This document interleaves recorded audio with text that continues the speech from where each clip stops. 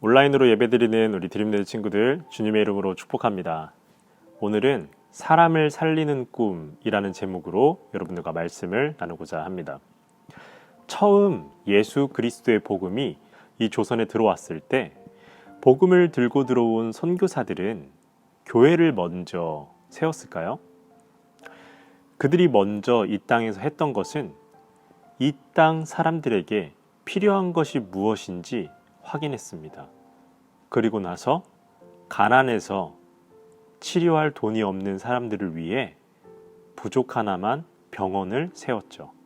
그리고 그들을 진료해 주었어요. 치료만 받으면 끝났을까요? 그 다음은 가난하고 힘없는 자들을 또 교육하기 시작했어요. 그리고 그들이 교육을 받으면서 한 명, 두 명씩 예수 그리스도의 복음이 기록되어 있는 성경에 관심을 가질 수 있도록 그들에게 흥미를 유발시켰죠.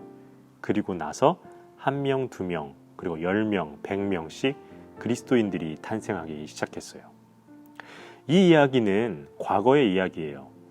그런데 이 과거의 이야기를 통해 우리가 배워야 할 것이 있죠. 선교사들이 처음 세웠던 교회는 교회를 위한 교회가 아니었어요. 이웃을 위한 교회였고 이 나라를 위한 교회였고 세상을 위한 교회였죠.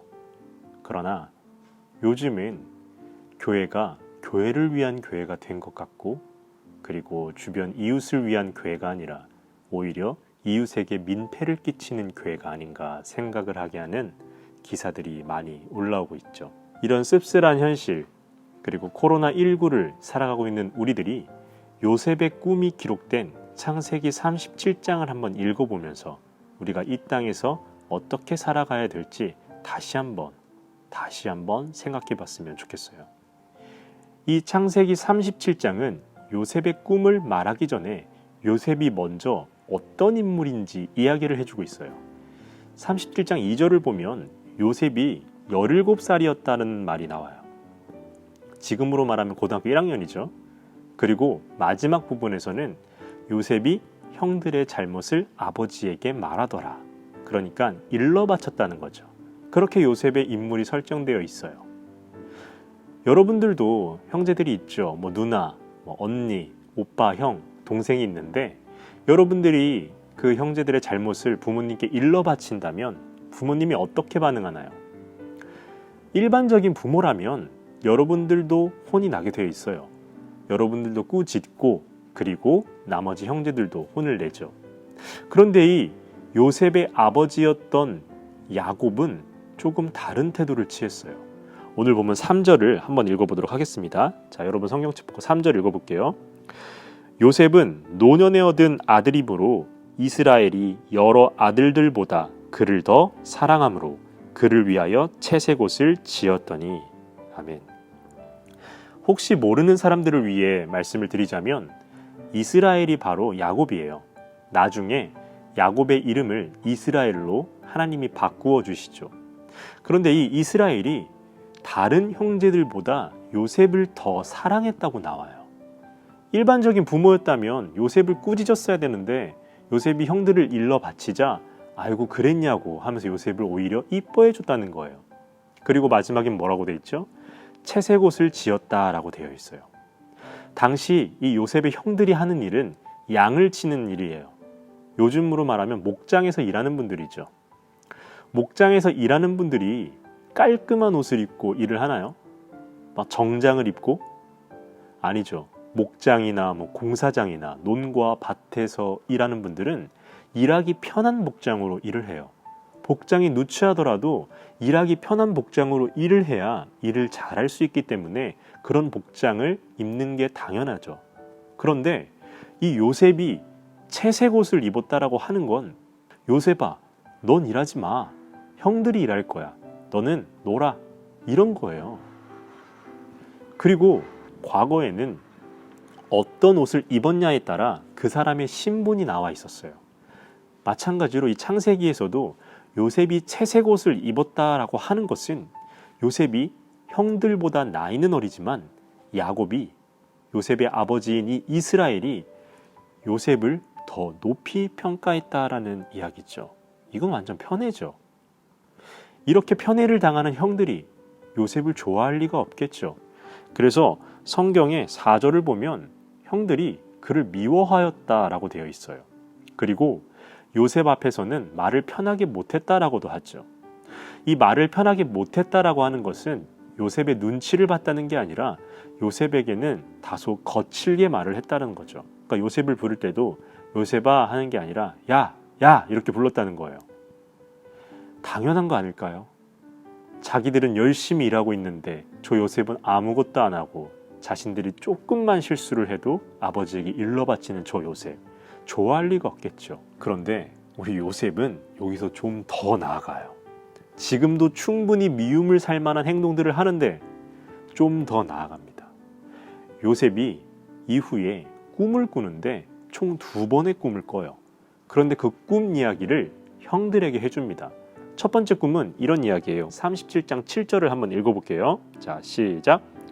우리가 밭에서 곡식단을 묶더니 내 단은 일어서고 당신들의 단은 내 단을 둘러서서 절하더이다. 아멘. 요셉의 볏집단이 다 서 있었고 형들의 볏집단이 요셉의 볏집단을 둘러싸 있었다는 거예요. 그런데 그냥 있었던 게 아니라 요셉의 볏집단을 향해서 절을 했다고 이야기를 해요. 안 그래도 미움을 사는 요셉인데 형들 앞에서 겸손하진 못할 망정 오히려 교만하게 꾼 꿈을 이야기하고 있죠. 자, 다음번에 요셉은 꿈을 한번 더 꿔요. 여기서 요셉이 눈치가 있는 사람이라면 비록 비슷한 꿈을 꿨더라도 형들에게 말하면 안 되겠죠. 근데 요셉은 또 말을 해요. 이번의 꿈은 어떤 꿈이냐면 우리 9절을 한번 읽어보도록 하겠습니다. 요셉이 다시 꿈을 꾸고 그의 형들에게 말하여 이르되 내가 또 꿈을 꾼즉 해와 달과 11별이 내게 절하더이다 하니라. 아멘. 여기서 말하는 11별은 형들을 뜻하는 거고 해와 달은 요셉의 부모를 뜻하는 거예요. 그런데 이 꿈 이야기를 듣자 이번에는 형이 아니라 아버지인 이스라엘이 요셉을 꾸짖었어요. 그렇다면 지금 네 부모인 나와 네 어미도 너에게 절을 하겠다라고 지금 말하는 거냐라고 요셉을 꾸짖었어요. 그런데 비록 요셉의 아버지인 이스라엘이 요셉을 꾸짖었지만 이스라엘은 다른 태도를 취했어요. 그것이 오늘 본문의 11절입니다. 우리 한번 읽어보도록 할게요. 그의 형들은 시기하되 그의 아버지는 그 말을 간직해 두었더라. 아멘. 형들은 요셉을 시기했어요. 그러나 아버지인 이스라엘은 어떻게 했다고요?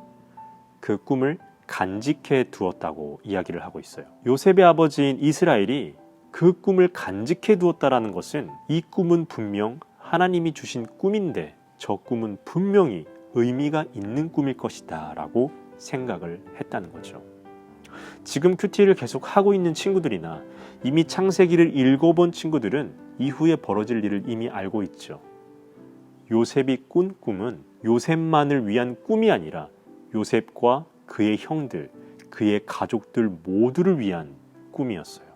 다시 말하면 요셉 자신을 살리는 꿈이 아니라 그 가족 모두를 살리는 꿈을 꾸었다는 이야기예요. 요셉의 꿈은 하나님이 주시는 꿈이었어요. 하나님이 주시는 꿈은 한 사람만을 위한 꿈이 아니에요. 너 혼자 잘 먹고 잘 살면 돼. 그러니까 내가 너를 도와줄게 라는 꿈이 아니란 이야기예요. 나를 통해 모두를 이롭게 해주는 꿈이 바로 하나님이 주시는 꿈이에요.